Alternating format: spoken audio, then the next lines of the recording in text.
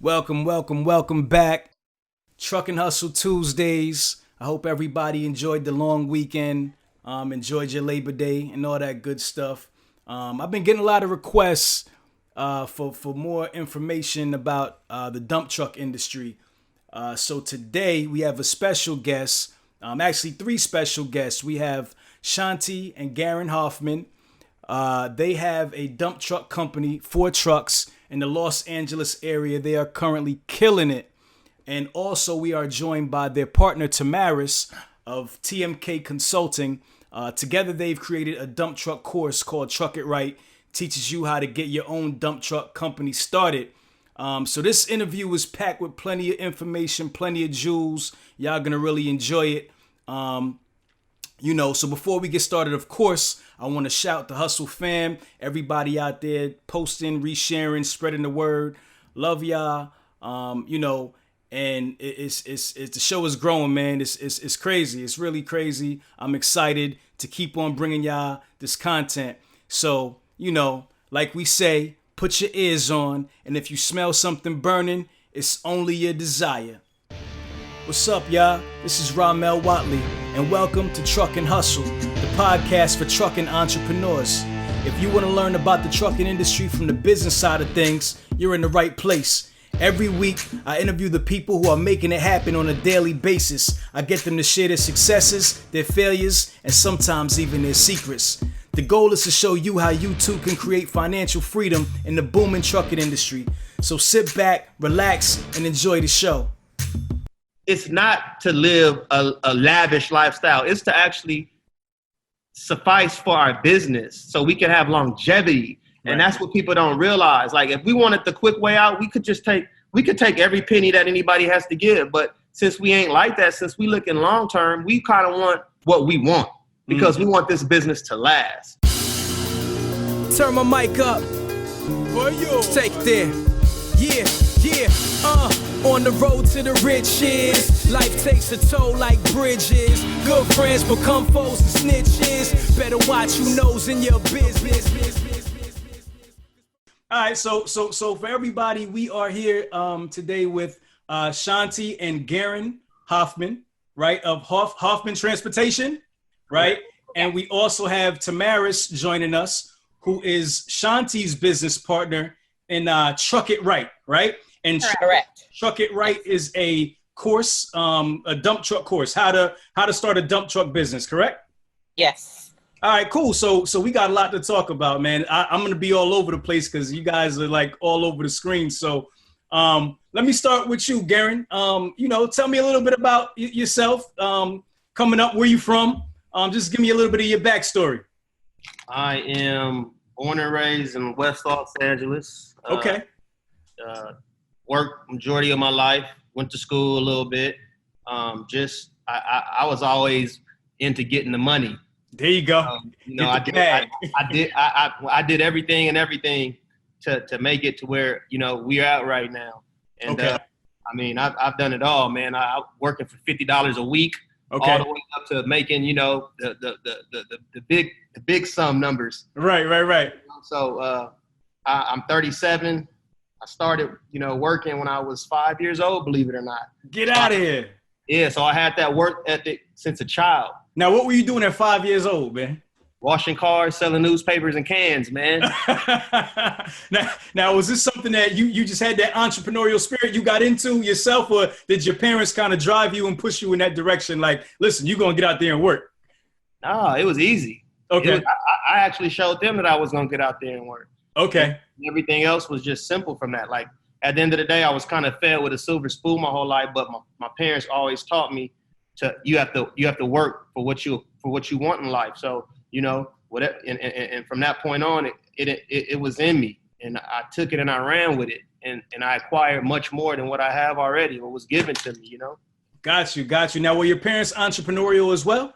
No, they had great jobs. My dad was an entrepreneur, but he still worked a 9 to 5 where he was actually a boss for 55 years. Okay. So I'm a longshoreman too, by the way. I work on the ports.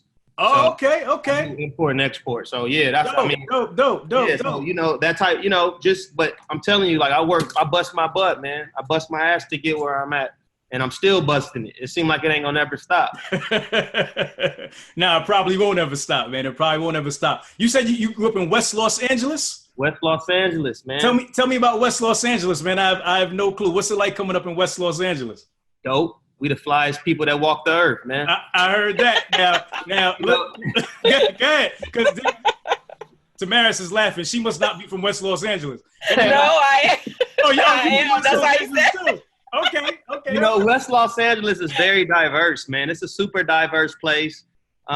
It's a neutral place, and it's very fashiony. Like it's like a fashion icon of LA. Just like how New York, what you got with Greenwich Village and Soho, that's like Manhattan. That's all like fashion. Like New York on the whole is fashionable, but West LA, you got Melrose, you got Fairfax, you got all that stuff. So it's like where all the hype beasts hang, man. So we different. So y'all about getting fly out there. We are what? We the fly, like I told you, we the fly people that walk the earth, man. I'm not gonna lie. I check your gram out a little bit, and I saw you got a little fly going on. So I'm gonna give that. I seen a couple of your pictures, so you got that. You got that for sure. All right, good looking, man. No doubt. All right, so started working at 5 years old. Growing up in West Los Angeles. What was your first job? First job that you got into? My first job that I got into was actually selling newspaper. My grandfather would put aside all the newspapers from the weeks, and I'll go like every other Friday and pick them up. And after that, I started messing with the soda cans. Okay. And then after that, I started washing cars, and then from that point on, everything else is history. All right, so washing cars. So after that, what's next? Talk to me. The washing the cars, and after that, some years later, mind you, I wasn't even in high school yet. So okay, fast forward, high school, I started like a vending machine company. Okay, dope. So I had bought vending machines, and I set them up. I went downtown and looked on the city hall. They have a listing of where you could put your machines, and you had to get on that list in order to even get to get those spots. Okay. So I don't know what I did or how I did it. I kind of shorted, like I didn't even go by that list. I went straight to the place and talked to the manager. Right. And I actually got in my first vending machines was put in Bank of America, all in by UCLA. Wow. So I had like 5 Bank of Americas where my vending machines were set up at. And then, from there on, I started opening up like LLCs and just trying to play with it. I really didn't know too much about it, but I just started playing with it. And after a while, I mean, it was a no-brainer to open up our company, which what we have right now. And, just trying to take off right now with that. Got you. So you go from the vending machines that explodes, and then you kind of move into the trucking thing. So where did that come from? How did we go from there to trucking? Go ahead, I'm listening.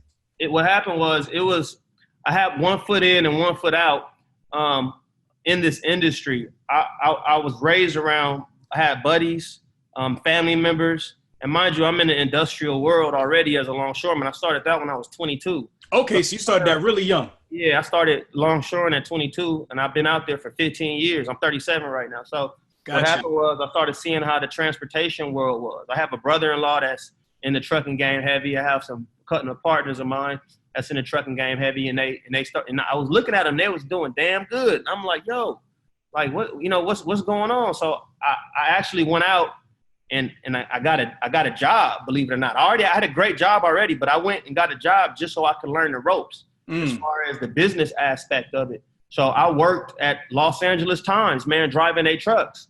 Okay. And I did that for like 2 years. It sucked because I wanted to pay $500 every 2 weeks, but right. I took a sacrifice. I knew I could go back to my other job at any given time and make the real money, but I was like, you know what, let me sacrifice a couple years of my life to learn this game, because eventually I know this is something that I want to do. So from that point on, I quit the job, and I was talking to my wife, and we was like, you know what, let's just go all balls in and make this, take the knowledge that you got, and you can show me she said, you can show me a couple of things. And once you show me, I'm just going to take off. And pretty much that's what happened. So I had a huge support team behind me that was kind of leading me to do the trucking, get in the trucking industry. So I jumped head in. Me and my wife, we jumped head in. Didn't really know too much about nothing. Last. We saved up and we put our last in, and then from there on we took off. Mm-hmm. And we lost hundreds of thousands of dollars in the beginning because we were getting screwed around, by people that knew that we didn't know what we was doing really. So they kind of took advantage of us. But like I said, from that point, we jotted down everything from where we were, from our mistakes. We jotted down everything. Okay. And I knew later on down the line, my wife would want to kind of transform our faults and our mishaps into somebody else's reality, like gotcha. making it happen so they ain't got to go through what we had to go through. Got you. Yeah. So when you first got into the trucking industry, what were you doing exactly? Like when you bought your first truck, what commodity were you guys moving? What part of the industry were you in? Man, let me tell you about that. So our first truck we bought, it's the industry, it's called hot shotting. Hot shotting. Yeah. That's hot right now. A lot of people want to know about hot shotting. It's super hot for owner operators. If you're going to driver, you're going to lose big time. So what happened was we went out and we took our last. We had like 100,000 saved up. And so we went out and we bought a Dodge brand new 2016 Dodge. I ordered it on the computer. It took a month for them to build it. So we got that. And then I had called a partner of mine at the time that was he was really blowing the hot shot game up. Talking about he made $285,000 a year, which he did. But I didn't really read the signals while he was trying to sell his equipment so bad. So he's like, hey, you could buy my trailer, man. You could buy it. I'm like, and he had a top of the line. He had like a $20,000 trailer. Okay. And he was selling it to me for like $10,000, $12,000. So I was like, hey, I'll buy it. So I went and paid cash for that. And then after that, I got into it. I jumped head in and we made the money. We actually made the money. Okay. But the downfall to that is that I don't like being over the road. Like, I'm not no over the road person. Mind you, I still have a regular job that I got to tend to. Okay. So I took some time off from my regular job and jumped in my truck. And after a while, I'm like, you know what? I broke the numbers down. And that's when I realized, like, this industry is only good for owner operators. This industry is not good for a driver. Like, you wouldn't make anything. Like, as an owner, we wouldn't have made anything. All our money would have went to the driver. Okay. So, mind you, we were paying like $2,000 a month just on insurance. Okay. Liability just on insurance alone was $2,000. So that kind of goes, like, a lot of people ask us why we pay cash for all our stuff. Well, it kind of goes back to we knew about business credit and financing through getting loans from the business. So, but we didn't do it because I didn't want to be stuck with no high ass bills every month. Right. Because if I don't get no loads, what if I don't get loads this week? Right. Then I'm still gonna owe this huge lump sum of money to these people that I finance from, and then it's gonna make our business even worse. Like if I start, being delinquent, because it was like those bills is heavy when they come in. Got you. They come in every day, not every month. They come in every day. Bills come in. So it was like, you know what? Let me kind of regroup everything. Let me start selling some of this stuff. And let me jump into the dump truck business, that was something that we should have done from the beginning. But we were going between hot shotting and dump trucking and over the road. So long story short, I put that to the side. I turned my truck into a toy hauler. I was pulling toys and stuff around with that. Okay. So I used it for personal after a while. So right. Yeah. So after that, we jumped in. We went out and got a deal on our first truck was a 389 Pete. It was the Rolls Royce of the truck. All right, so stay right there real quick because I don't want to get too far into that story just yet. I want to go back to the hot shot and real fast because you were talking about that, and I think a lot of people want to know about that hot shot game. Yeah. So how does it work? Because I'm not very familiar with it. Tell me about the day-to-day operations when you're in the hot shot game. How do you get your loads? Like, what's the day-to-day? You told me you're over the road a lot. Kind of give me a breakdown of how things work, and then like from the financial end. How do you get paid? Well, this is how it goes. You have to download these apps online, which is the load boards, right? And on the load boards, my wife, she was behind the screen all day, every day. 5 a.m. every day. 4 or 5 a.m. Start booking loads, right? Okay. So we have to pick and choose what loads make sense, right? Okay. So it's all about math and geography at this point. So basically, we would book a load. Let's say we wanted to go to San Diego, right? Okay. So we would book a load to San Diego that paid, let's say, $600, Okay. right? So now our job is to find a load coming back from San Diego to somewhere close to home at least. Okay. So to cover the fuel now.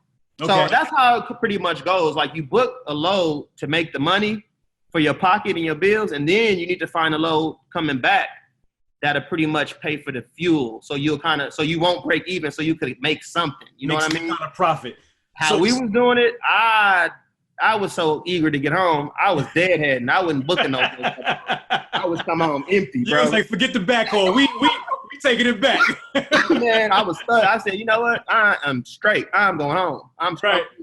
Right. Yeah. You could probably end up being out there, like waiting a day or so, or some couple days. Man, right? I'll be over there. Where you located? I'm in Jersey. I'm Jersey. Right off of River Road somewhere, bro. I'll be trying to look for, man, I'm trying to tell you, if I was really I'm not a trucker. Right. I just drive trucks. I don't know if that makes sense to you. It makes a whole lot of sense to me. The trucker thing is not really your passion per se. You're looking for profit. You're looking for it to make sense for you. You know what I mean? I'm not gonna lie. I like putting them together. I like the aesthetics of them. Okay. I love getting behind the wheel, but I'm not really going to Florida or nothing like that driving. Got you. Okay. Yeah. Okay. I got you. So ultimately, it was a very tough business to make profitable. So when you said that a driver can make money, owner operator can make money, what's the difference? What's the distinguishing difference that'll make a driver make money but not an actual owner make money? Well, the thing is that all the profit goes to me and my wife, to the company. Okay. Now, if I put a driver in there, now we have to cut a fraction of that money and give it to the driver, which will probably listen to negative. Right. You know what I mean? So That's what I mean by that. So I highly recommend, if this is something that an individual wants to do to provide for their family, I'm all with it. I still like hot shot. Okay. But it's just not profitable for me because, like I said, I have a whole nother lifestyle. My wife has a whole nother lifestyle. Right. And it just doesn't really make sense for us. Gotcha. It don't work for us. It was gonna work. It could work for somebody else. It's just not for us. It worked for our buddy because he didn't have responsibilities. He was like a single dude. Just all he cared about was he slept in his truck.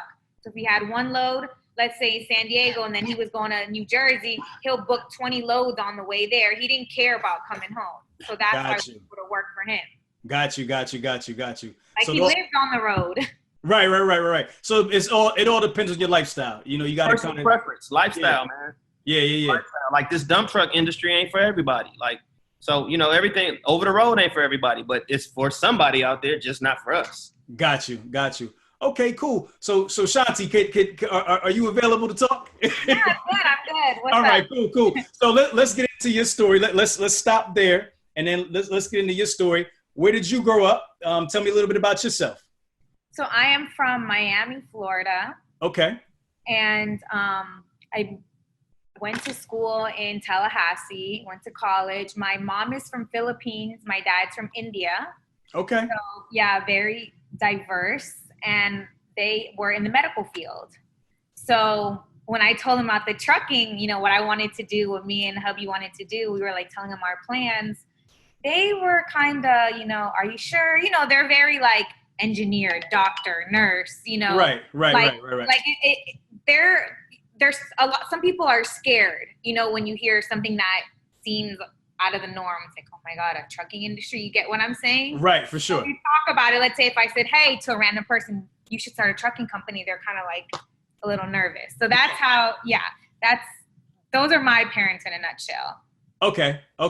So you said you grew up in Miami? Yes. So tell me about growing up in Miami. How was that? Oh, it was fun. I mean, before I got married, I was like the queen of Miami. Then I came to LA. I was a little bit popping. And then I got married, had a kid, and whole life changed. But I love it. Don't let me stop you from being popping. I'm popping on another level. Listen, now, I don't want to start any problems here. I don't want to start any problems. So how did you guys meet? Through his sister. His sister lived in Miami? No. Nah, my sister's in the entertainment world as well. Okay. Yeah.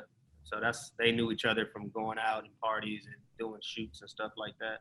Okay. So what were you doing before in Miami? You said the party and all that, but all young people do that. What was your career path before you started thinking about trucking? So actually, after college in Tallahassee, I moved back to Miami, and honestly, I was being out partying and always hanging. Like all my friends were beautiful, beautiful people down there. I started becoming like real close with a lot of the athletes and entertainers, like real like good friends. Okay. So I would see like, what, she's smart. She's real business minded. We're going to start hitting her up, kind of like on an assistant level. If we're going to go, book a flight to Bora Bora and want some beautiful women, want a yacht. Like concierge type of thing. Exactly. So Okay. That's exactly what I did. This was before obviously Expedia and Travelocity, and people were using, their credit cards. I was basically a travel agent to go to. So Okay. I actually had a concierge for about 10 years. So it was called Saha Concierge. Saha is my maiden last name. Okay. So I was honestly for a good 10 years the go-to for throwing events, for throwing parties, which are events, brokering jets, yachts, exotic cars. I've partnered with huge companies, and I made enough money in a year. The first year I started doing it, well, actually I was doing it as favors, like, hey sis. Right. I was like, all right, cool. I mean, if I get to go on a trip, why not? I didn't look at it. I was young. I was like 22. I was like, all right. Then a year went by and I was like, I'm not doing this shit free no more. I'm going to turn this into a business, right? Like, right. And after a year, I made enough money and I came out to LA. Okay. And I continued it out here, and I was, working, and I was just that person. Everyone, all the entertainers, athletes, anybody would just contact me. Hey, I want to throw an event. So it was easy for me to, contact Hennessy, Ciroc. I was just the go-to for everything. Got you. So that's what I did. Okay. So then you get out to LA, and then you kind of change gears and you guys get into the trucking world, you and your husband. Okay. So Tamaris, where you at down there, Tamaris? I see. How y'all doing? What's going on? So Tamaris is Shanti's partner. Yep. Together they have a company called Truck It Right, right? Yep. And Truck It Right is a dump truck course, as I said earlier. It teaches you how to become a dump truck business owner, which is currently the business that you guys run, Hoffman Transport, correct? So Yes. So how did this whole idea come about? The course. What's your background, Tamaris? Tell me a little bit about yourself.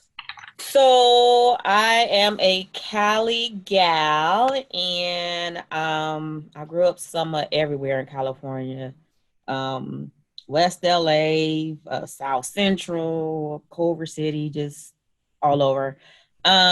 So my background is more executive administrative, where I dealt with the paperwork, all the fun stuff, filing documents, researching, the whole 9 yards. So I'm self-taught. I'm the type of person that you can't tell me no, because I'm going to go find a yes. So that's how I learned about this industry. I learned about our friendship began when they wanted to certify their business, and I'll touch on that a little bit more. Yeah. So I taught myself about government and federal contracting. So that's how our friendship begins, because they wanted to certify their business so that they can become a DBE and SBE, which is disadvantaged business enterprise and small business enterprise. Okay. So those are certifications that you would need if you're going after state, federal, even some private sector contracts. So like I said, I taught myself, I researched, I found out, I saw that it was so much money out there, especially for women and minorities. And that's where our passion grew. Like, okay, we're seeing these opportunities and we're going to these city events and these city conferences, and they're talking about millions, billions of dollars. And, you know, there's not enough qualified individuals to take on these contracts. So Shanti and I were like, well, we know people that can do the work, you know? Yeah. So the thing was like, how do we combine the two? And so their expertise in the trucking industry and my administrative, it was the perfect marriage.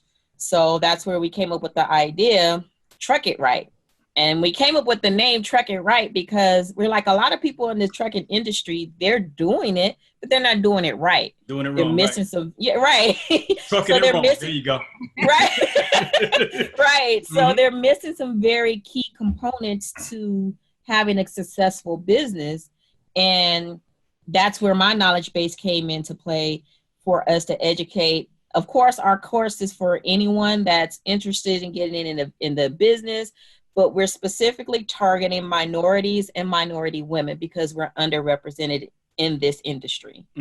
So, and there's specific set-asides. That's some of the stuff that we talk about in our training. There's specific amounts of money that these big construction companies, federal contractors, that they have 25% of whatever that particular project has to be set aside for individuals with a DBE or SBE. So that means there's a specific amount, 25% of $1 billion contract that they can't even touch. They have to go hire these individuals with these certifications. Wow. So that's some of the stuff that we teach in our course, that, hey, there's money out there to be made, you know, how to manage your money, how to set up your business correctly, not as a DBA.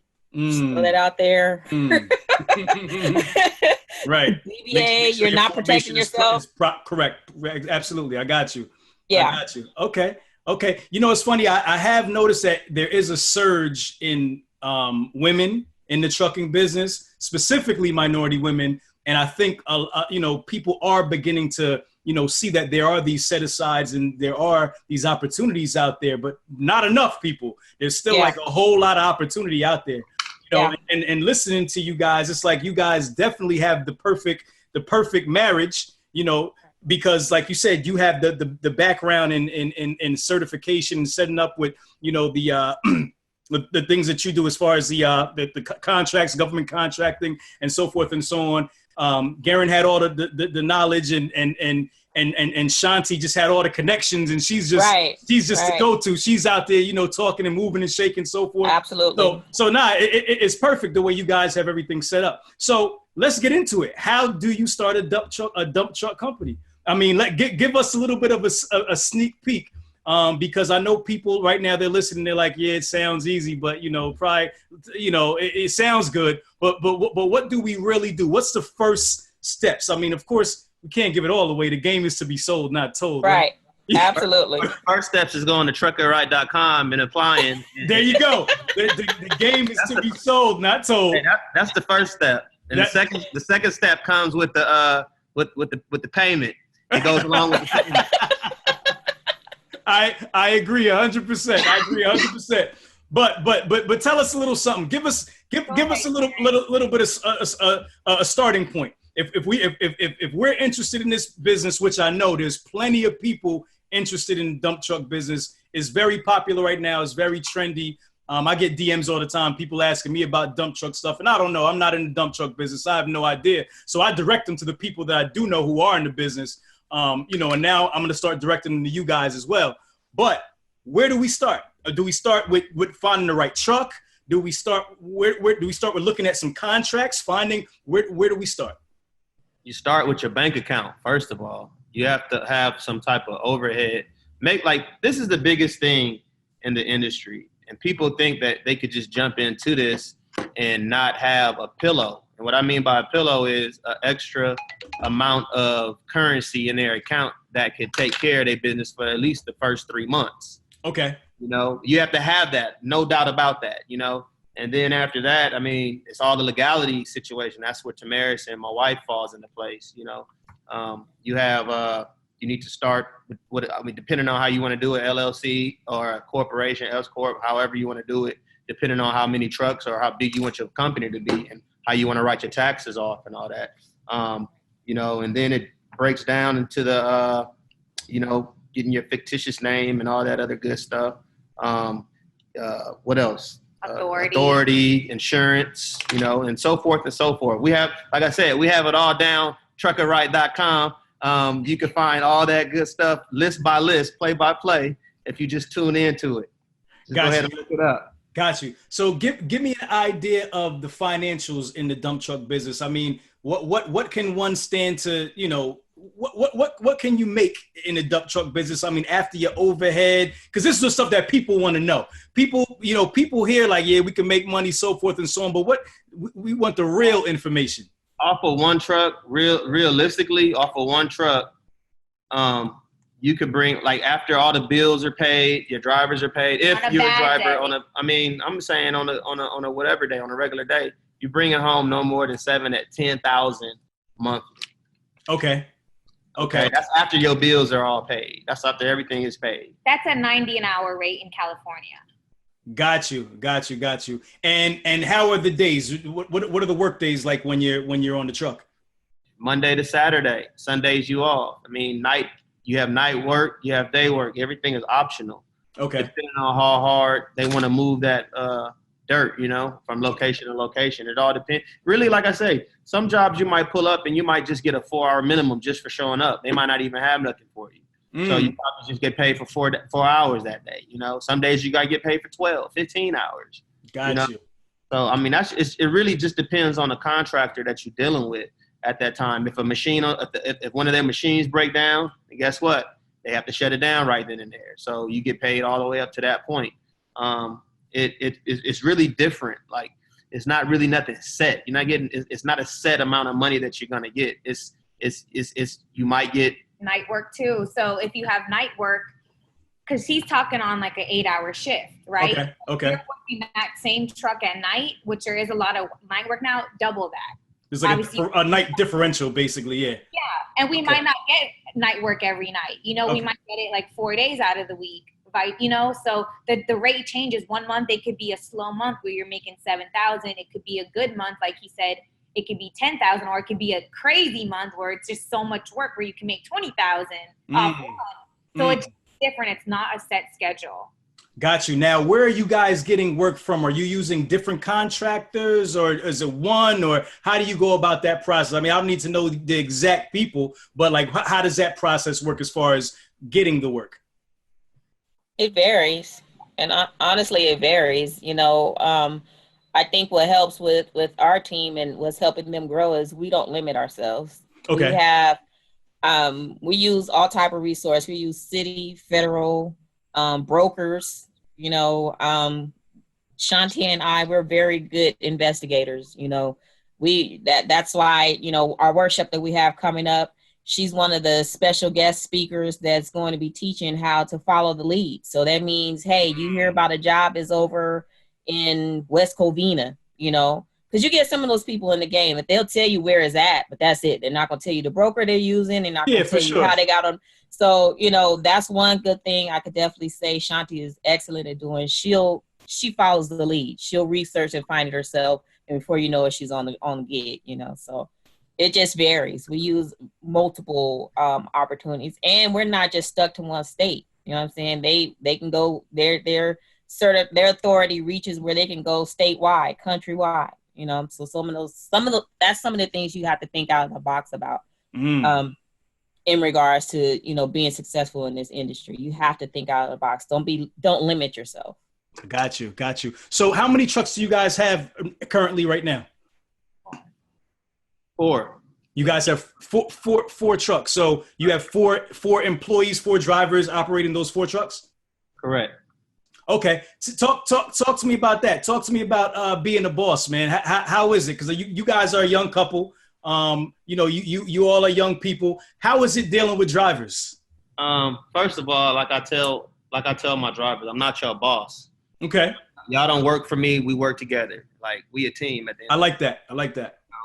At some point, I get in the trucks myself in rock and roll. But for the most part, dealing with drivers is a headache, because I see why them women in the DMV be pissed off.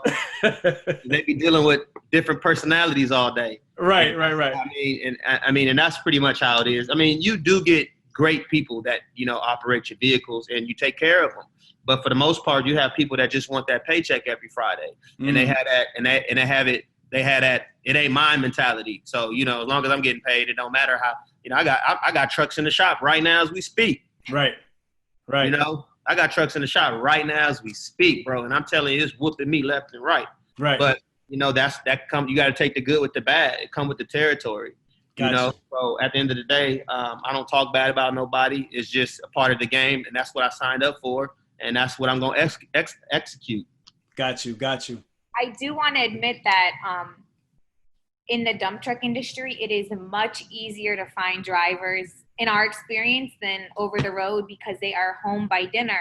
So if they leave, let's say if the job is at 6 or 7 a.m., they'll be home before 4 o'clock. And then let's say you have night work. That night work starts at 11. So you kind of have the option, hey, driver, do you want to do this 11 p.m. to 5 a.m. or do you want to do the daytime? So they're home every day, and it makes them happy. They get to be home and have dinner with their family. So do they pretty much have like a set schedule for the most part, or it's got to varies week to week? It varies, but for the most part, it's a set schedule. Like we have a contract right now, a 7-year contract that we on right now, and 7-year contract. Yeah. 405 highway. Yeah. So what happens? Oh, that's dope. That's dope. Congratulations, man. That's big. Thank you. That's big.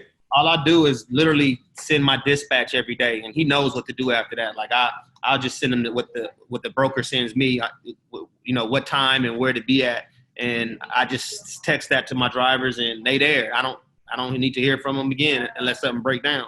Got you.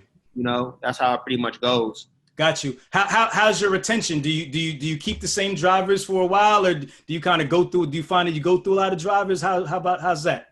I try to keep my drivers as long as I can because, like I said, at the end of the day, when I hire you, I look at you like a family member because you have an interest, and I see that you hustling and busting your butt, and it makes me want to take care of what needs to be taken care of.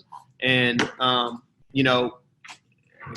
sometimes it's not reciprocated the same on my behalf, because I'm just looked at as a person with all this money, and I could afford to deal with a breakdown and so forth and so forth. But for the most part, I just got to keep my composure and just deal with them accordingly, really and truly. Right. And your guys are all Class B, correct? Class B drivers? Class A. Oh, you got Class. Okay. Well, yeah, Class A or Class B. Class A, Class B. Okay, cool. So you Tamaris, you were talking about the workshops a little bit earlier for Truck It Right. You guys are doing workshops now for the business? Yeah, we're actually doing, we were bombarded with requests to do either workshops or do we do one-on-one training. And we were like, you know what, let's just create an environment for a one-stop shop. So the workshop is going to be October the 12th, which is a Saturday. It's going to be from 11 a.m. to 2 p.m. Okay. And it's going to be at the 4 Points Sheraton in Culver City, Los Angeles. Okay. This is going to be an event where we have Shanti is going to be speaking, Garen is going to be speaking, I'll be speaking. We have a marketing expert, Mr. Duff, that's going to come in. That's a real key component that some of these transportation individuals, owner operators are missing, because when you have contractors looking for individuals to get on a project with, they want to see your work. They want to see what your truck look like. They want to see what your previous experience was. They want to see your scalability, meaning can you manage a certain dollar amount? So having a marketing package and one that's professional is very, very important. And Mr. Duff is going to be talking about that. Okay. We also have a special guest speaker, Mr. Dion Rambo, who has won $1 million contract with LAX, and he's going to talk about how to win contracts and the importance of, being professional and so on and so forth. So we have a lot of good nuggets that we're going to be sharing in this workshop. We're also going to feed our people, come through. Okay. And you're I going might come myself. What y'all got something on the grill? What's going on over there? No. We're having it catered. So, we're all about making sure that you get what you pay for. We're very professional. We believe in making it, we want you to be comfortable because we legit want to see more of our people out here getting this money. That's a fact. And So where can people find information about that? I know you just now basically told us about it, October 12th, but where is there a link or something to purchase tickets, or how does that work? absolutely, you can visit our website at truckitright.com, or you can find us on the Eventbrite. Okay. We have a link on our Instagram and our Facebook page as well if you want to purchase your tickets. We do have payment plan options. We do understand that it's a bit pricey, but believe me, what you're going to experience at this event is going to be worth every penny. If you can go out there and stand in a line for, what's the big craze right now? This stinking Popeye chicken sandwich. Oh, we were in line. Oh my gosh, man. I was in line yesterday and got shut down. Let me tell you, I'm so frustrated with our people. This is just my sidebar. I'm so frustrated. Do you know Popeyes had free advertising and they grossed $23.25 million in 4 days. Wow. Free advertising, Black people jumping on talking about how good this sandwich is. And we scrounge and we complain and we want a nickel and can I get a discount on something that can make you that same $24 million? So right. You know, we got to do better. People invest in yourself. Absolutely. Back to the Popeyes thing real quick, man. Do you guys, I'm just asking you guys, right? So do you really think that this whole thing was just an arbitrary, it just happened like this craze? Or do you think there was some serious marketing put into this? Like, because I don't even know where it came from all of a sudden. Like where did it start? Where did this whole Popeyes thing originate? It's like, they got lines up, they're selling out everywhere. And I was talking to my wife and I'm saying, listen, I think they want to sell out, right? Going back to Garen, like you the whole hype beast thing, right? They're using that same strategy, right? Same energy. Yep. Yeezy. The same, they're the new Yeezys. They want to sell out. They want people waiting online. They want to turn people back because they're going to keep on coming every day. And you know what? People are still buying other food. Right? That chicken ain't never left out of Popeyes. They just shut down. They just sold so many and kicked the rest, man. That's a fact. Yeah. They had about 500 more chicken patties in there. That's a fact. You're right. You're so right. You're so right. You're still gonna buy a wing or some soda or something while you're there, right? You're not gonna go to Popeyes and just turn around empty-handed. So I think it's strategic genius. I mean, they market it as this viral thing, like, it just went viral and so forth and so on. But man, and that's the thing. A lot of times our people don't understand that, there's things happening behind the scenes that kind of make things go. You know what I mean? It's not as simple as just, this just happened. Nothing just happens. You know what I'm saying? Especially to make, what'd you say? What was that number? It might as well round it up, $24 million in 4 days. Yeah, $24 million don't happen by mistake. Yeah. $24 million don't happen by and mistake. Free advertising. Let's go back to that. Social that was media. Free advertising because you had billions of us minorities on their personal pages talking about how. So that 24 million is pocketed. They don't have to give it. They don't have to get no percentage to no marketing team. Nothing. We gave that to them. # Popeyes chicken sandwiches. Right. Yo, that's it, man. That's it. I mean, listen, I take my hat off to them, man. They're doing their thing. They're getting hip. Like, people are getting hip. These big, large companies are adapting to social media. And they're like, look, we don't have to spend all these marketing dollars on TV and all this. All we got to do is create some kind of social media craze. Say it's Popeyes versus Chick-fil-A and whatever. And people are eat it up. That's how, that's how everything gets popped off is by a beef. Right. Controversy. Everybody likes controversy. Everybody likes to see some drama. That's why you have reality TV shows and no more Cosby shows no more. Listen, it's a fact. I've been even thinking to myself, how can I start some beef between two truck drivers to get this show popping? You know what I'm saying? Like, you on to something there. You on to something. I need to start a dump truck beef or something like that. Right. Dump truck versus OTR. Because everybody will start paying attention then, right? When we have each other's throats killing each other, then they'll be like, we got to go and truck and hustle. Garen just said this to such and such. We got to go. Right. You know what I mean? That's crazy. That's crazy. Okay, Shanti, you still got you about to say Yeah, I something? want to add a couple things. Sorry, because I was getting my hair done, all that. It's cool. How can I forget? I also do real estate. Okay. Yeah. So I also sell, rent, buy, Airbnb. invest, Airbnb, whatever you guys need. We also do real estate as well. Dope. That's what I'm doing. Yeah. So we kind of combine the two, like what people that are building new homes. We have the dump trucks too. So we're about to build our own pool. He's gonna dig the dirt and put it in the dump truck. Oh man, look at that! Y'all got the cheat code, man. You could dig the dirt for your own pool. Yeah. And then the thing is you guys can pay the company. You know what I mean? From your personal pocket, pay the company to build your pool. Exactly. Right. Man. Recycle. That's genius. So while we're talking about branding, I see you guys have a big social media presence. How important is obviously we know branding is important to you. Talk to me a little bit about that. Like, what do you guys think about when you think about branding your company, and what's the long-term play for you in your branding? Anybody want to go? Because I could talk for days. Anybody want to talk though? Talk for days. We got time. Well, branding, absolutely, like I stated earlier, when individuals, especially when you're new to this game, is very, very important to invest in a marketing team. It's okay to try to do it yourself, but a professional, and that's one key component that a lot of our minority brothers and sisters miss when they're starting their business, is investing with a purpose. Not investing because of hearsay, but investing with a purpose, meaning what is your end goal, and invest in those steps is going to take you to get there. Again, that's why we started Trucking Right, because we have those steps.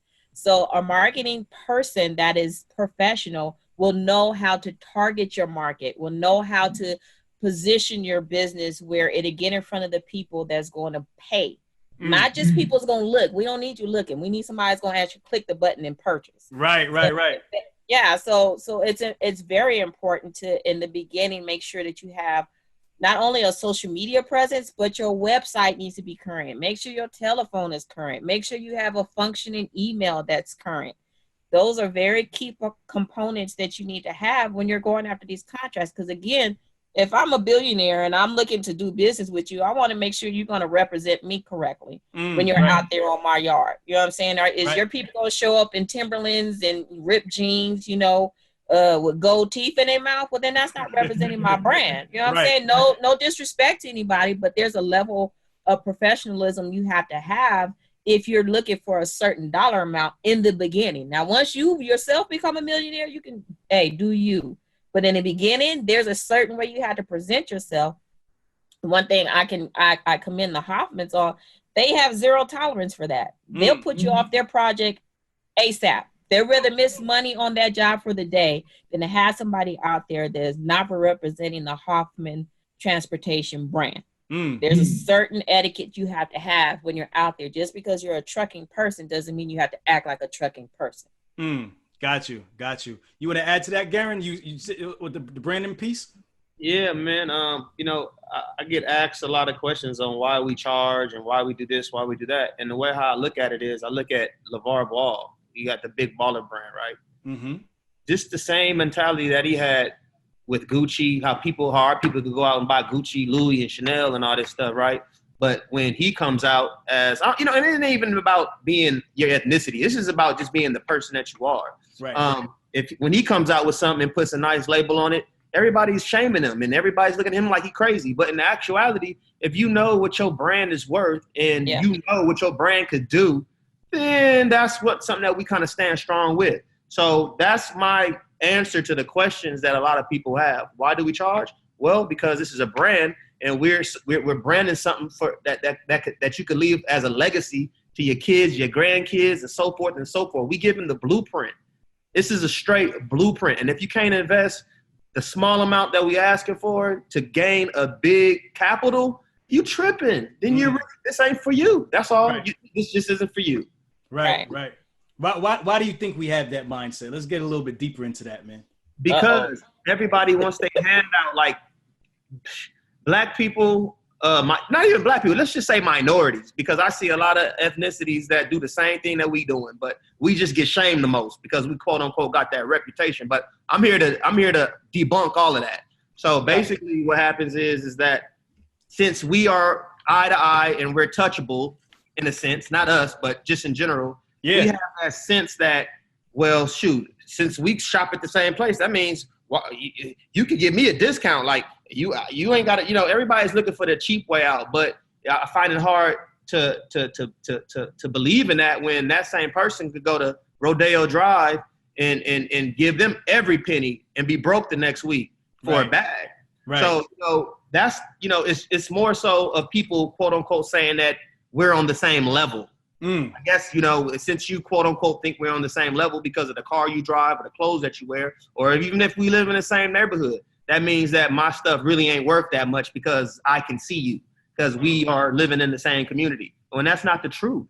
The truth is that the stuff that we sell, it's not to live a lavish lifestyle. It's to actually suffice for our business so we can have longevity. And that's what people don't realize. Like, if we wanted the quick way out, we could take every penny that anybody has to give. But since we ain't like that, since we looking long term, we kind of want what we want because we want this business to last. Right. We're not doing no Milli Vanilli, bro. We ain't no one-hit wonder company. Right. I want my kids to keep on doing this until they say that, hey, we got enough. And that's just what this is about. This isn't about hooking you up. Well, we are hooking you up with the game. Like, I don't know if you guys heard that virtue as far as I could show you how to fish instead of just giving you whatever, how that goes. You know what I'm talking about? Yeah, I know exactly what you're talking about. Well, that's what we hear. I'm going to show you how to fish. I'm not going to just keep on giving you all the fish in my bucket. I'm going to show you how to catch this fish. And if you're willing to learn and sit down and get your hands dirty touching worms, you're gonna catch the biggest sea bass that you could catch. Right. For sure. And go ahead, Samaras, you gonna say something? Yeah, I wanted to add to that. You're so on point, but it's statistically stated and found to be true that when you don't place a value on your profession and or your product, that individuals don't respect it. Unfortunately, in our community, we've been taught that, like you said, Louis, Gucci, Chanel, there's respect that comes along with that. There's a level of acceptance that comes with that. Only the top of the top can afford this. So that's why I don't gripe and complain when I go drop $4,000 on a purse, because this is showing to those around me, I got it. So that's the same mentality that we have with our companies, is that, no disrespect to anyone, but if you have to gripe and complain and you got to ask for, a discount for $400, then maybe this isn't the industry you need to be in, because you need to have a reserve to even really make money. You need at least 3 to 6 months of reserve in this industry to take care of your overhead before you get paid. That's just the hard, ugly truth. Right. And if you have to if you're complaining about a $400 investment or a $2,000 investment where it's going to teach you how to make $20,000 a month, then you're not ready to be an entrepreneur. There you go. Being an entrepreneur means you take a risk. You're taking a risk. You're taking a chance. It may or may not work. Right. But you'll never know if you don't jump out there and find out. So, we put a price on it, and it's not even a lot. It's really not a lot, because Garen to tell you the thousands of dollars that they lost out on, trusting people to do X, Y, and Z when they only to find out they only cost $100. Right. $200 here, $300. We're giving you the whole game in one package where you can take it, follow it, implement it, and make the same amount of money in a shorter period of time that it took for the Hoffmans to make their money. You know what I'm saying? So, it's about invest with a purpose. Yeah. And I think the responsibility is on not only the consumer, but it's on the person who has the product as well. Because I think a lot of times what happens is, and we'll talk Black people, minorities again, because that's what we are. That's our experience, right? Right. I think a lot of times we're not giving a product that may be up to par. So we may open up a restaurant, somewhere in our community, and when somebody comes and fish is on the menu, but you want fish, oh, we're out of fish today. You know what I mean? Right. We don't have fish today. Okay, well, That's true. let me get the barbecue chicken. We're out of barbecue sauce. You know what I mean? And like, Yeah, and this is true. it's like it's a give and take. So it's like we have to step our game up as entrepreneurs and business owners, and making sure that our brands are valuable. You know, for Exactly. people to actually take interest in investing in them. And Absolutely. I want to add to that, and you're 110% right, because what happens is once we got this entitlement of being an owner, we kind of slack off and want to put somebody else in that position and rely on them to take care of your business. And those are the people that you're answering that's telling you we don't have this, we don't have that, because they don't care.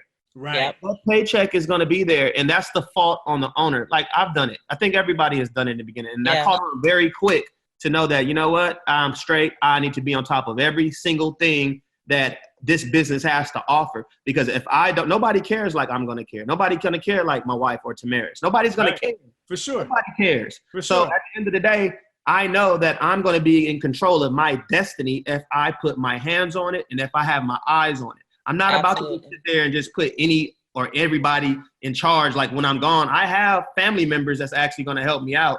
But for the most part, my phone is going to be on. I don't care what the bill is going to be at the end of the month. Right. But at the end of the day, we're still in charge. And if you don't take charge and pride in your brand, not just your business, but your brand, you're gonna fall. You're gonna fall. There's no other way but down. Yeah. Now that's a fact, because and like when Tamaris was saying earlier, like how you guys don't tolerate, certain things, dress code and your employees looking a certain way. Like, that's what I'm speaking to. You guys are making sure that those things are correct. And these are the things that we have to pay more attention to, that I think that a lot of times we're lacking that. We're lacking these foundational things that other cultures have down pack already. They understand that this is just business. They're not going to bring attitudes. They're going to always say, thank you. You're welcome. My pleasure. These type of things, even if they don't like you, they're still going to, they're going to like you enough to take your money. You know what I mean? And at the end of the day, we don't understand that. And that's, I think that's a foundational knowledge that we have to find somewhere, or just start to change that narrative. You know what I mean? It starts with people like you doing that, you know what I mean? And being examples and being role models to other young, minorities, black, brown, so forth and so on, to kind of give them that game. So that's really important that you guys are doing the workshops and stuff like you're doing, and talking about everything well-rounded. You know what I mean? You're not only talking about, hey, get your LLC and, purchase this truck, but you're also talking about branding. You're also talking about customer service and all these different things that people just tend to not realize comes with the game, man. This is what's going to make your business survive and thrive. You talk about longevity, being around, legacy. That's what's going to do it. You know what I mean? Yeah. That's what's going to do it. Nothing else. And this is a real fact, only 15% of people in the trucking industry make it their second year. 15%. So there is a ton of money, but I mean, if you don't, you could be a trucker all day, you could drive the truck, but if you don't have that business mentality, you're going to get fucked. Right. But yeah, I mean, because it is, I mean, you have to know, like you said, you have to have overhead. If I wasn't, doing real estate, and if he wasn't a longshoreman, we would have crashed, because the first, like Tamara said, like Garen said, in the dump truck industry, a lot of people don't factor, and over the road you could factor and get your check, in the next day. Yeah, for sure. With dump trucks, it's a little different. I mean, I'm sure companies do it, but a lot of them won't, because they know that with dump trucks, since these are, you're going through brokers or, federal or state contracts, government contracts, you won't get paid in 60 to 90 days sometimes. Wow. So imagine you're paying your driver, let's say $1,000 a week, right? That has to come from somewhere, right? Right. So no matter what, we're getting in the dump game. I don't care if you don't get paid. Your drivers will make that truck work. How you get the money. Yeah. Have to pay our drivers, let's say $1,000 a week for that 4 weeks from our own pocket, from other means of income. Right? Got you. And imagine, that lump sum of check is not coming in. Sometimes, not all the time. Luckily, we got blessed with our contract where, we're getting paid on time. But there are brokers where he had to call him. I got to go up to their business and get my money. Sometimes you got to shake some collars. You got to ruffle up the office. Yeah. You got to knock on some doors, huh? Pick 'em up. No, I mean, with the smile, right, Garen? With the smile, you go. Of course with the smile. Of course with the smile. But You say please and thank you, right, Garen? Yeah, Right? I go in there with a suit. That is the beauty of dealing with the government contracting and stuff like that, man, because you get paid when you're dealing with the government. But it's still sometimes 60 to 90 days. Wow, 60 to 90. Yeah, that's tough, man. That's really tough. Imagine all that overhead. You got truck parking, you got insurance, you got registration, you got. I don't even want to imagine it. My head hurts already. You're basically funding that project for 90 days. So right. You're funding. Worst case. Then there's Right. the better cases that we've learned. We know which brokers to go to, which contracts to pick up. So Right. that's what I'm saying. The mistakes we've made, we want to teach, like, hey, like, don't go to him, like, do this, do Yeah. that. No doubt. We're not Right. just here, you know? Right. Cool. So you guys were able to go from 1 to 4 trucks. How long did it take you? We We started in 2016, and this is 2019. We on the all cash. Damn. We paid. Damn. What? Yeah. 3 years? Yeah. That's phenomenal, man. That's phenomenal. Wow. And have you seen our trucks? I get mad. Listen, I've seen y'all trucks. Y'all trucks are the real deal. Like, listen, everybody listening, I'm gonna give you their social media so y'all can check them out or whatever. But listen, they have like brand new, pristine. If they're not brand new, they look brand new to me. I mean, them things are clean. Like, they're the real deal. You know, Make so sure this. you look at the one with the inside, but it's like a house. I didn't get to the inside yet. Oh, baby. Y'all got You need club to see lights in your inside. truck and all that. He's a car dude. Let me tell you, he loves old schools. He owns 30 old schools, right? Oh, so you make them fancy. Yes. I got over 30 vintage cars. Oh, that's dope. That's dope. But this is my whole thing. Like, this is another motto of mine. It's called spend the money. The reason why I say spend the money is because if you don't spend the money, you're going to end up giving it to Uncle Sam either way it goes. So once you spend that money, you recycle that money back to your business and your family for fun and leisure. Right. But also, when you come pulling up clean, 9 times out of 10, those brokers look at you. Those contractors look at you. We want because Hoffman. you're representing not just the industry, but you're representing for that company. So when they have that entitlement, it's a lot of entitlement that goes on in this. And I kind of think right now, me and a few other of my partners, we kind of got it on lock as far as the styles and the cleanness for the actual jobs, man. That's how we get our jobs. That's how we get pinpointed. Like we're like a black sheep. We stand out. There you go. Like whenever I ride, like sometimes like we'll just jump in the truck if we have to take it to the mechanic. And the feeling of seeing everybody going, thumbs up. Yeah. Like, you know, like the other truckers.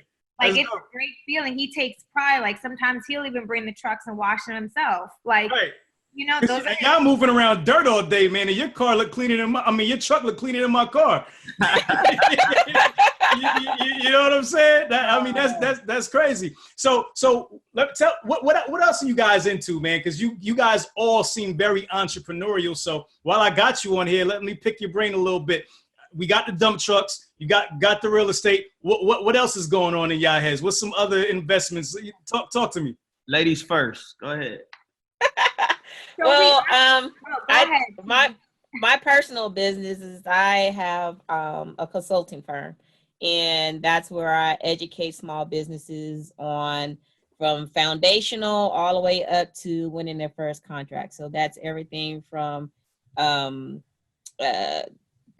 structuring their business to setting up their back office support. That's a very key factor. You have to have an administrative team, even if you're small. You know, there's companies out there that you can, you know, pay for service as you go, but having an accountant or a CPA or having marketing person, so on and so forth, that's very important to the longevity of your business. So that's what I do on the side. Shanti and I are actually certified nail technicians, so we do nails. Okay. Let me hold on. Do I see like a nail shop in the future is coming? Probably, but I'm gonna be honest. I see you, Tamaris. I see you. We're all down Oh man, everybody's nails is right. Look, Square. Everybody's nails is right. I'm gonna tell you something though. I ain't showing y'all my nails. Nah, never. Don't do it. Don't do it. I want to add to that though. What's that? Originally went to nail school because I did want to open a salon like 5 years ago. Okay. And this man right here did all my projects. He's like a jack off. I wouldn't even know how to do a damn manicure. So. You want acrylic? You want He coffin? did everything. He did all my projects. You want what? You want coffin? Square, long, round? What you want? Crystal gel. What's that? The crystal Pink gel. and white. What do you want? Oh my gosh. I asked him now, can you gel me up real quick? Yo, that is crazy. That is crazy. All right. Yes. So we got the nail store opening up soon. We gotta look out for that. You know, Yes, you can put a nail salon in the back of one of those dump trucks, man. You already got it tricked. Right? You know what I mean? Dirty man. Right. Why not? Why not? What about you, Right? Shanti? What else you got on your mind as far as other projects? Okay, so aside from real estate, our trucker right, the dump trucks, I want to say, what I do when it comes to our business, I actually, he's the one that gets down and dirty, deals with the drivers, deals with, the trucks. And I'm the one that actually does like the invoicing, accounting, Okay. mailing out the slips. Administrative. So yeah, exactly. So that's where it works out perfect for us because I couldn't imagine, doing this business by myself. You Sure. forget it. I'm like, Sure. I'm 30. How old am I? 33? I have this. We write Post-it notes around the house because we have so much going on. Right. Forget. Right. That's why we make it easy on each other. Like he'll handle stuff that like he can get under the truck and do whatever you got to do. As long as I have make sure we're getting paid on time. Let him know what's going on. That's what I do. And we just started a week ago. We're homeschooling now. Ah, dope. Our 5-year-old, which so we decided that the school system is not like it used to be when we were growing up, and social media has caused a lot of bullying, shootings, depression, and we noticed that we want to teach our kid real life stuff, what real life is like. For instance, instead of reading about Bora Bora, he's going to go there. He's going to taste the food. He's going to see the culture. We're going to show him, he'll jump in the truck with G and learn about what's really going on. Add to your piece, because I know you say it's so good, your thoughts on homeschooling. Well, let's go back. Let's back up for 2 seconds. What I like to do. All right. Uh-oh. Well, I am into hot rods, lowriders, bikes, boats, RTVs. But I like all outdoor sports, all crafts. So I'm into everything. Anything that has a motor on it, that's all me. Okay, got you. Now back to what she was saying, my wife. The reason why I'm so firm on our business being a brand is because we're actually paving the way for mothers or fathers to be at home more with their families instead of having to go work a 9 to 5. And I see a lot of people like how we were raised. I was raised in a Los Angeles Unified School District, right? And by law, I mean, that's what we're supposed to do as a kid is go to school. Right. So what we are able to do now that we have the entrepreneurship and more freedom is actually raise our son doing homeschool. So it's a big difference from how I was raised. So basically everybody in the household is actually learning something different, So that's why, like I said, that's why we're so stern on a brand, because we are actually giving people the opportunity to spend more time with their family. And, it gives you that financial freedom. It gives you just freedom within the household itself. So now my son never has to see a public school ever again unless he chooses to. Facts, you know what I mean? So that's really more so what this thing is all about. And that's what I actually enjoy. I love being around my son. Like he's the best. He's like he's my best friend. You know what I mean? Besides my wife, it's a marriage. But, at the end of the day, that's what this is all about. So, yeah, that's what this is all about, is giving my son. I'm happy. Like, I'm super happy. That's another one of my hobbies, is see my son flourish in life. And we're actually giving him the opportunity to see what not just working for somebody looks like, but having somebody work for you. You know, you kind of want to change the narrative on that. You know what I mean? So that's what we're doing right now, and hey, it's a blessing. Yeah. So that's I got to add, that is one of my hobbies that I actually enjoy, is actually training and teaching my son. Wow. That's so dope, man. And that's really important. Like, man, if out of everything we talked about, that may be the most important thing that, jewel that was dropped here today. Because Absolutely. I think especially now, man, in the school system, like you said, it's a lot of aimless education, number one, to where we're teaching our kids, but there's no real direction. There's no directive. And in the world we live in today, if you're not skilled, if you don't have a trade, if you don't know something specific, you're going to have a lot of issues, man, because we're already moving to the world to where technology is taking over, right? And everything is automated. So if you're not an owner of some sort of technology or something like that, or you're not an owner and you know some kind of skill that could help people directly, you're going to be in trouble. In the next few years, there's really going to be a disparity, a big disparity between the rich and the poor, and it's coming faster than probably we can even see, because there's a lot of people that are going to be lost because they're not taking advantage of learning skills, and they're not getting into technology, and they're just going to be out there with nothing because all those jobs are going away. You know what I mean? So that mindset, man, that mindset is beautiful, man, and like he your little man, he's gonna come up, like he's gonna be on point, because like you said, from the gate, he has a whole different mindset. He sees something different. It's called evolution. A lot of people, like when he first started playing with his iPad and all that stuff, everybody's talking about, oh, he needs to get a newspaper. But in reality, that's what the evolution is about right now. Is technology and learning over. Like, look at us. We don't need to meet in a setting. We can just do it straight over the computer. Like, right. You know what I mean? So it's like, if you don't evolve and if you don't accept the evolution, you're going to be kind of outdated. Like, I look at a lot of people that were locked up in the 1970s and they come out, they still wearing wedges and bell bottoms and stuff. Right. Ain't nothing wrong with it, but that's just what it is. You don't want to look too crazy or seem too crazy. And that's what we kind of want to raise our child. We don't want him to be behind the game. We want him ahead of the game. If not, just running a marathon. Right. No, that's a fact. We gotta adapt, man. That's it. Adaptation. You know what I mean? Evolution, adaptation. That's so important. Man, like it's been a great conversation. I don't want to keep you guys all night because I know you got to get ready for your trip in the morning. You know what I mean? I think this has been a show power packed with a lot of jewels. We touched on a lot of different things, all you guys. So what I want to do is I want to wrap it up. But before I wrap it up, as always, I want everybody to give, their final thought. And I also want you to give your social media, where people can connect with you, where they can follow you, so forth and so on. Let's start with Tamaris down there. Yes, Tamaris, sir. where you at? Talk to us.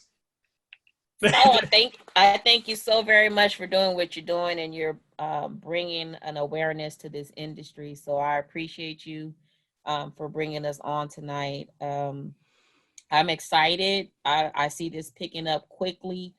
Seeing more men and women, but specifically women, getting into this industry, more minorities being able to create generational wealth, like Garen spoke on earlier.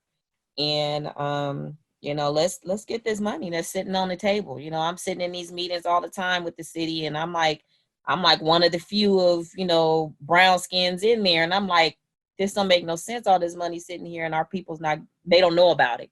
So let's pull it together. Let's each one teach one, each one reach one, and get this money. There it is. Shanti.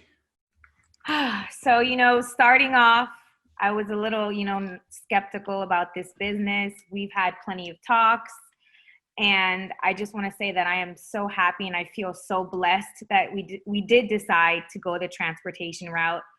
I feel like I'm such a pro, but I'm not. You learn something new every day. And the best feeling about this is going to sleep knowing that we don't have to worry about, paying rent or a mortgage or a note.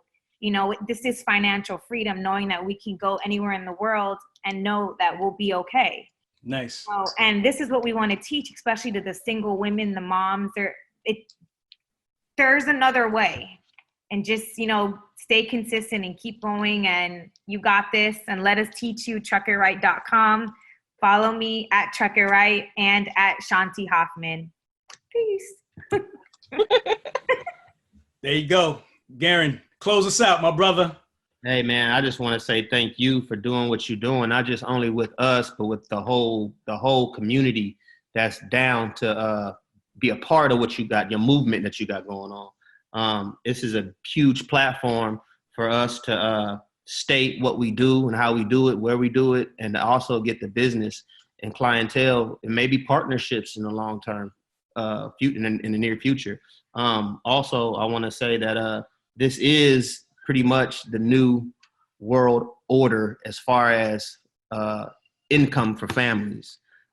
It's the closest thing that you're going to get as far as making money than getting a PhD. You know, all you got to do is sacrifice a month or 2 months out of your life to have a whole future of just pure bliss. You know what I mean? And that's what we hear. That's why I have my wife. That's why we got Tamaris. We're all here to help. You can reach me at Hoffman Transportation or my personal website. Well, my personal Instagram is Lord Jesus Christ. I hate when he gives that. Yeah. He's fly, y'all. He's fly, y'all. Check him out. He's fly. That's why I never tag him. At Lord Jesus Christ. Oh man, you gonna get the podcast shut down. That's it. I got one last thought. One last thought, if you don't mind. Don't mind. Go for it. Okay, one last thought. I also, we said that we're targeting moms and we're targeting minorities. We also want to push the thought out there too that this is a re-entry industry as well. So our mothers and our fathers, our men and women of color that are re-entering society from their government-funded vacation. Hint. Yes. I love that. This is the perfect industry for you to jump in and be an owner operator that is felony friendly. If you're the owner and operator. Now, it may be different if you're going after your CDL and you want to work for a company, but we push entrepreneurship. That's why we have the course. So that's just one last thought I want to put out there that, hey, if you have a felony and it's preventing you from getting back into the industry or getting into, a workforce where you can make money to actually take care of your family, consider getting into dump truck, owning your own dump truck business, and definitely visiting truckitright.com and learn more about it. Also, don't forget about our workshop, October the 12th, 11 a.m. to 2 p.m. at the 4 Point Sheraton in Culver City, Los Angeles. And you can buy the tickets on Eventbrite or our website, truckitright.com. There it is. Tamaris, thank you. Garen, Shanti, thank you. You guys were great. Appreciate you guys, spending time with us tonight. It was great, and that's it, man. Truck and hustle. We gonna wrap it up like that. Thank you. Shout out to Truck and Hustle. Thank you. And listen, we gonna stay connected, man. I got a lot of plans for the future. We gonna definitely keep chopping it up and keep building and keep this relationship going, because ultimately, this is what this is really about, is making connections. You know what I mean? Connecting people from, all over the United States, all over the country, all over the world who are in this industry, like-minded people, sharing information, so forth and so on, and seeing what this could turn into.